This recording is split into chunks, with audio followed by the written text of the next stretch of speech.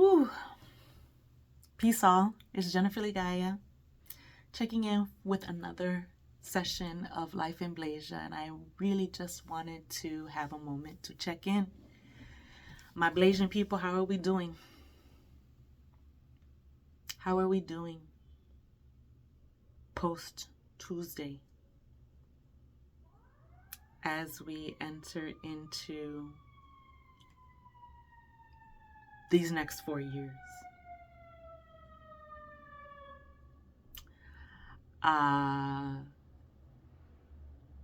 At first, I was in a deep state of grief and mourning and all of the emotions. But now that I have taken lessons from the elders, from the ancestors, those who have gone before us, who have survived way more traumatizing and volatile social, political, and cultural environments, I feel empowered to collect and gather. When I first saw the exit polls where there's like a breakdown of the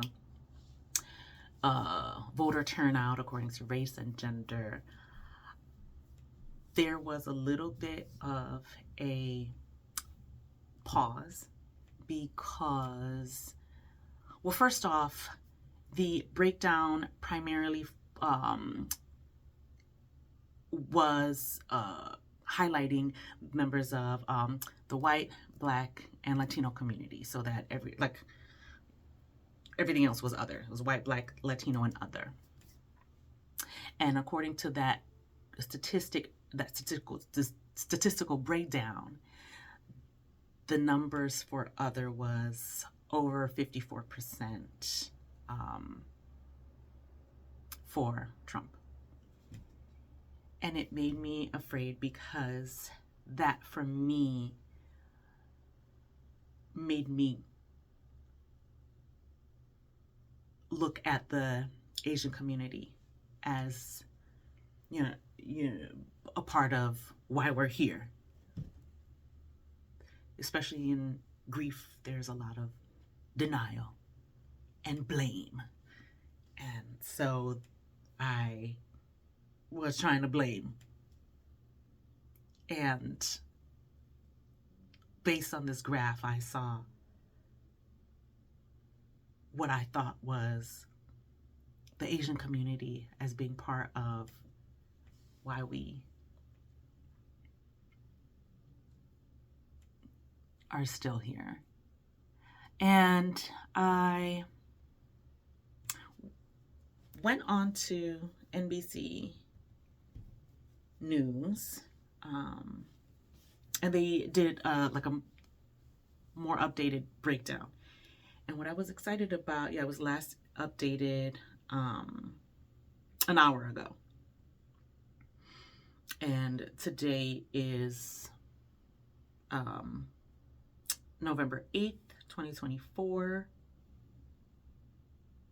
So that based on the new breakdown, what I am surprised about, though, is still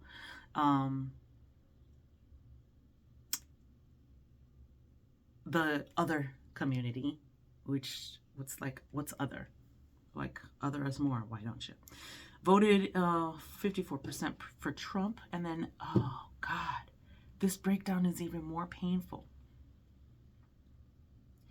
It says the American Indian community voted 65% for Trump.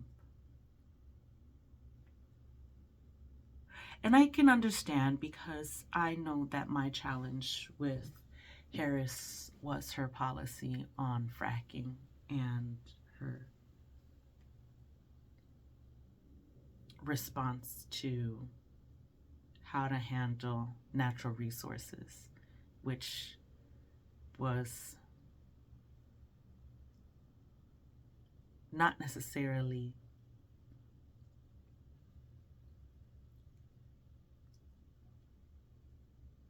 it was not land friendly.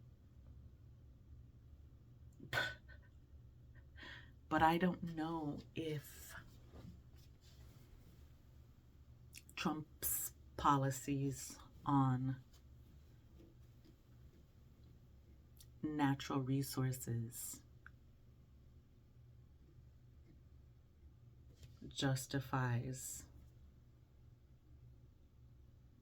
choosing to stay where we're at. I say all this to say that I looked at the statistics and I was glad to see that according to the updated breakdown that we're all on the same team minus other.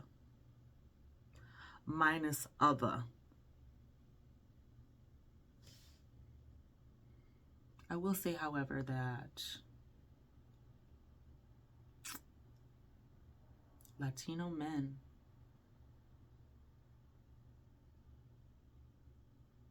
and white women are pretty much neck and neck. Move accordingly.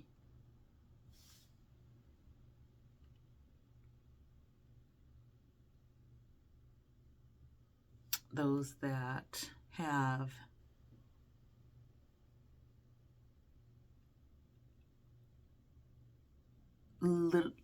less exposure to the world,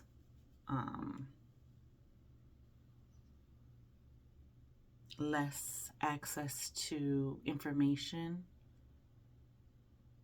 and that's all that is in terms of like education, which is it's an indicator. So I get why it is important thing to look at.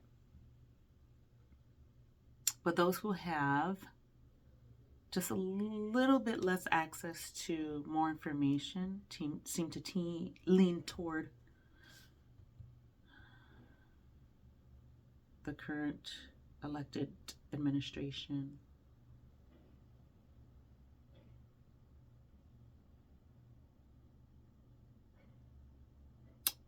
And it's funny, those in the 16th percentile of I guess income leaned toward the current elected administration.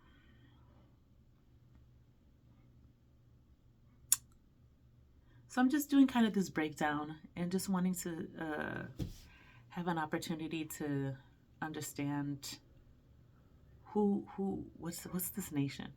What is this place? What is this place? Who is all here? Who all did this? As a way to process and read the space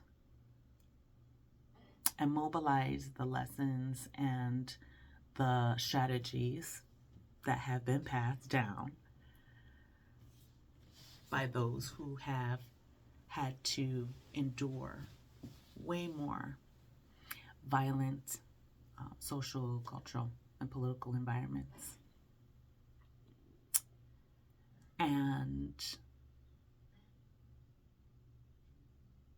that gaze that Mama Bell Hooks references, right?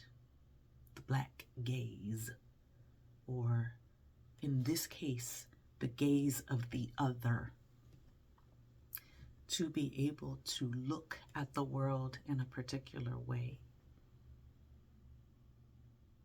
with these two eyes, right? Du Bois' double consciousness.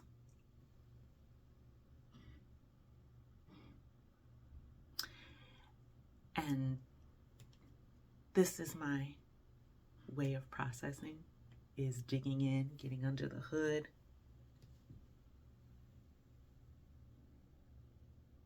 That's my check-in. My check-in is that I see us, I feel us, and we need us. How is everyone doing?